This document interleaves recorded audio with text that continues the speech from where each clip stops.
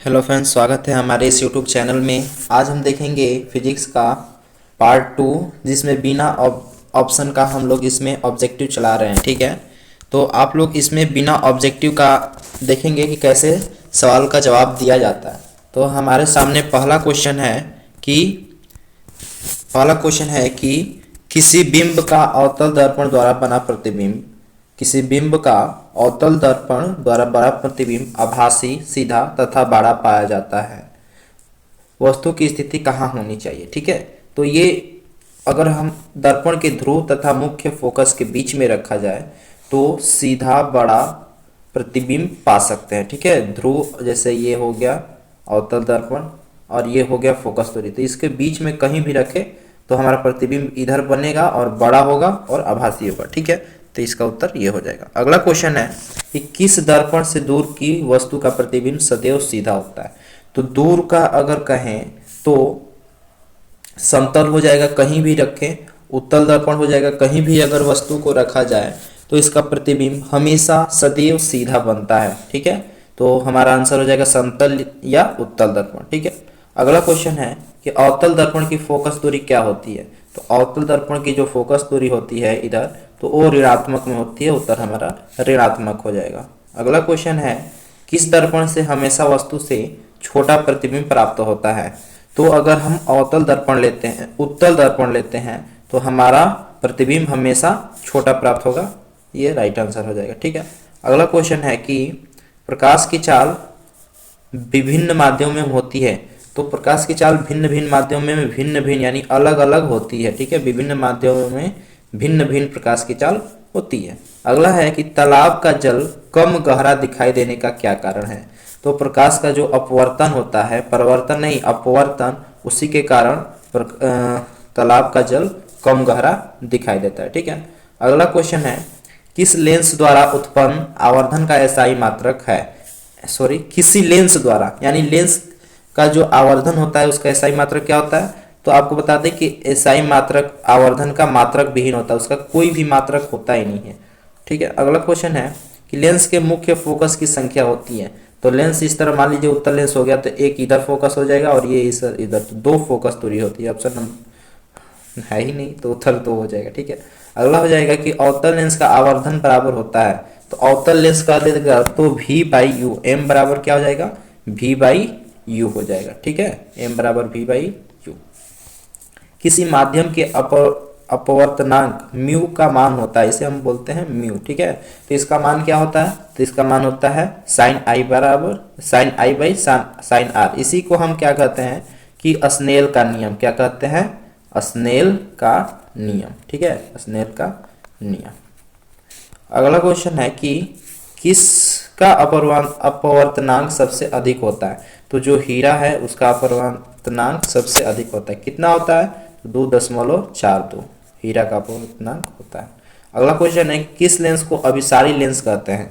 तो उत्तल लेंस को अभिसारी लेंस कहते हैं। क्यों कहते हैं कि जब उत्तल लेंस के समांतर जो किरणें आती है तो वो मुख्य फोकस के अपवर्तन के बाद ये फोकस के अभिसरित करती है। ठीक है, तो यहाँ पर इसे अभिसारी लेंस कहते हैं। अगला हो जाएगा कि किस लेंस को अपसारी कहते हैं। तो अवतल लेंस को अपसारी कहते हैं। ठीक है, जब इस तरह जाती है किरण, समांतर किरणें, तो ये फैला देता है, क्या करता है, फैला देता है, इसीलिए इसको अपसारी लेंस कहते हैं। ठीक है, अगला है कि कौन लेंस की क्षमता का मात्रक है।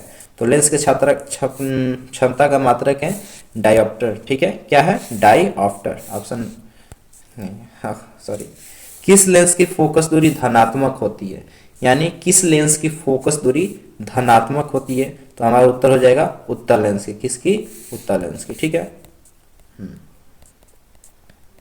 तो उत्तल लेंस की फोकस दूरी धनात्मक होती है। अगला क्वेश्चन है कि किस माध्यम में प्रकाश की चाल अधिकतम होती है। किस माध्यम में प्रकाश की चाल अधिकतम होती है। तो निर्वात में प्रकाश की चाल अधिकतम होती है। अगर निर्वात ऑप्शन में नहीं रहे तो हवा हम मार सकते हैं, और हवा निर्वात दोनों रहे तो हम निर्वात को मारेंगे। ठीक है, अगला क्वेश्चन है कि शब्दकोश के छोटे अक्षरों को पढ़ने के लिए किस लेंस का उपयोग करना पसंद करेंगे। ठीक है, तो ध्यान रखिएगा कि छोटा फोकस दूरी होना चाहिए। तो 5 सेंटीमीटर का उत्तल लेंस होना चाहिए। कहीं कहीं ऑप्शन में 50 सेंटीमीटर का उत्तल लेंस भी रहता है और 5 सेंटीमीटर का उत्तल लेंस भी रहता है, तो हमको 5 वाला यानी छोटा वाला ही मारना है। ठीक है, अगला क्वेश्चन है कि एक उत्तल लेंस की फोकस दूरी 20 सेंटीमीटर है तो इसकी क्षमता क्या होगी। हम क्या करेंगे कि 100 यानी 100 बटा में 20 कर देंगे और कटाएंगे तो यह आ जाएगा 5 और उत्तल लेंस है तो प्लस में होगा। ठीक है, तो +5D हो जाएगा हमारा उत्तर। कौन सा पदार्थ लेंस बनाने के प्रयुक्त नहीं किया जा सकता है। तो जो मिट्टी होता है ये अपारदर्शक होता है, यानी आर पार नहीं देख सकते हैं लेंस, और लेंस का मतलब होता है कि आर पार देखा जा सके, तो मिट्टी के आर पार नहीं देखा जा सकता है तो इसीलिए इसका प्रयोग नहीं किया जा सकता है। ठीक है, लेंस बनाने। प्रकाश के अपवर्तन का कितने नियम है, तो प्रकाश के अपवर्तन के 2 नियम है, परावर्तन के भी 2 नियम ही याद रखिएगा। अगला क्वेश्चन है, किस लेंस के द्वारा सिर्फ काल्पनिक प्रतिबिंब बनते हैं। किस लेंस के द्वारा सिर्फ काल्पनिक प्रतिबिंब बनते हैं, तो अवतल लेंस हो जाएगा। ये लेंस पूछा है, ध्यान रहे, अगर दर्पण रहेगा तो उत्तल या समतल होगा, लेकिन यहाँ पर लेंस पूछा है, देख सकते हैं, तो यहाँ पर केवल अवतल लेंस होगा। ठीक है, अगला हो जाएगा कि 1 एम्पियर का मान होता है, 1 एम्पियर नहीं 1 एंगस्ट्रम का मान होता है, तो 10⁻⁻10 मीटर होता है। ठीक है, 1 एंगस्ट्रम का मान। अगला क्वेश्चन है कि एक उत्तल लेंस होता है, तो उत्तल लेंस कैसा होता है जी, तो ये देखिए किनारों के अपेक्षा बीच में क्या होता है, मोटा होता है। ठीक है, किनारों के अपेक्षा बीच में मोटा होता है, तो ये हमारा राइट आंसर हो जाएगा, किनारों के अपेक्षा बीच में मोटा। ठीक है, किसी बिंब का वास्तविक प्रतिबिंब समान आकार का प्राप्त करने हेतु बिंब को उत्तल लेंस के सामने कहाँ रखा जाता है।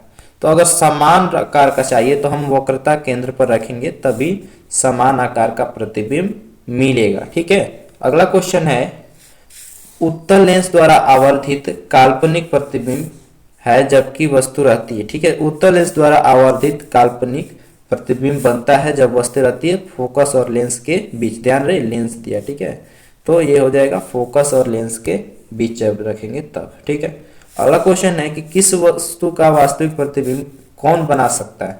किसी वस्तु का वास्तविक प्रतिबिंब, तो वास्तविक प्रतिबिंब केवल उत्तल लेंस ही बना सकता है। ध्यान रहिए, हम लेंस के बारे में पढ़ रहे हैं तो इसमें मिस्टेक नहीं करना है, लेंस दिया है उत्तल लेंस, अगर यही दर्पण रहता तो यहाँ पर अवतल दर्पण हो जाता। ठीक है, अगला क्वेश्चन है कि फोटोग्राफी का अभिदृश्य होता है। ठीक है, तो वो होता है उत्तल लेंस। ठीक है, बड़ा प्रतिबिंब देखने के लिए उत्तल लेंस का प्रयोग किया जाता है। ठीक है, प्रकाश का चाल न्यूनतम होता है, तो प्रकाश का चाल सबसे कम किसमें होता है, तो कांच में, और देखेंगे ऑप्शन के अनुसार हीरा अगर रहेगा तो हीरा में कह देंगे। ठीक है, अगला क्वेश्चन खत्म होता है। और कैसा लगा ये वीडियो कमेंट सेक्शन में ज़रूर बताएं, और चैनल पर नए हैं तो चैनल को सब्सक्राइब कर लें, और वीडियो अच्छा लगा है तो वीडियो को लाइक कर लें। ठीक है, मिलेंगे नेक्स्ट वीडियो में ऐसे ही इंपॉर्टेंट क्वेश्चन के साथ, तब तक के लिए धन्यवाद, जय हिंद।